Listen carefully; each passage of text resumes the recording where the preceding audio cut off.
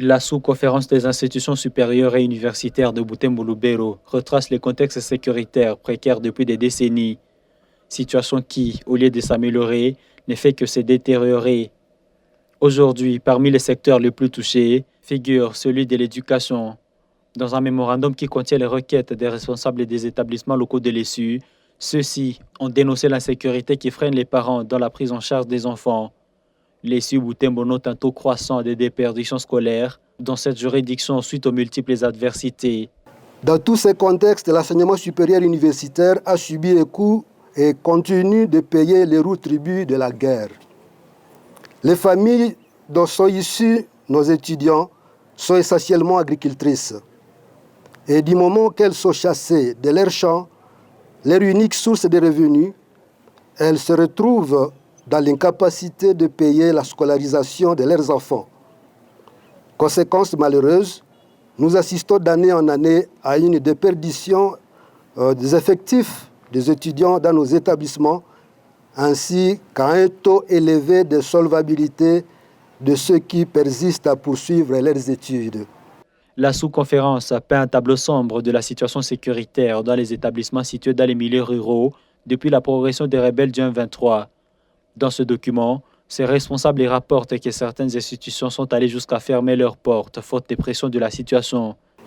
Les établissements membres de la sous-conférence des chefs d'établissement qui sont établis en milieux ruraux, comme Kanyabayonga, Kaina, Kirumba, Kitsombiro, Kasuo, Lubero, Lukanga, sont pour la plupart menacés de fermer leurs portes, puisque leur fonctionnement est rendu quasiment impossible par la persistance de l'insécurité.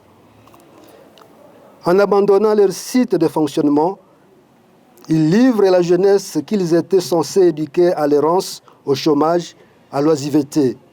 Et pire encore, cette jeunesse reste la cible des appétits voraces de forces négatives. Dans ce mémorandum, les responsables de l'établissement de l'ESU ont fait plusieurs suggestions au gouvernement congolais d'user de son pouvoir régalien pour mettre hors d'état de nuire l'ennemi de la paix, mais aussi alléger les populations meurtries de certains de leurs devoirs envers l'État congolais. D'appliquer des mesures de solidarité avec la population de l'Est du pays. Il n'est pas compréhensible que la nation congolaise regarde comme normale la situation de l'Est du pays, au point de soumettre ces populations aux mêmes devoirs comme partout sur l'étendue de la République. Impôts et taxes pour les activités économiques, quotité pour l'enseignement supérieur, comme si nous vivions dans le même climat. Des mesures d'allègement fiscal sont un geste de solidarité extrêmement significatif que nous sollicitons.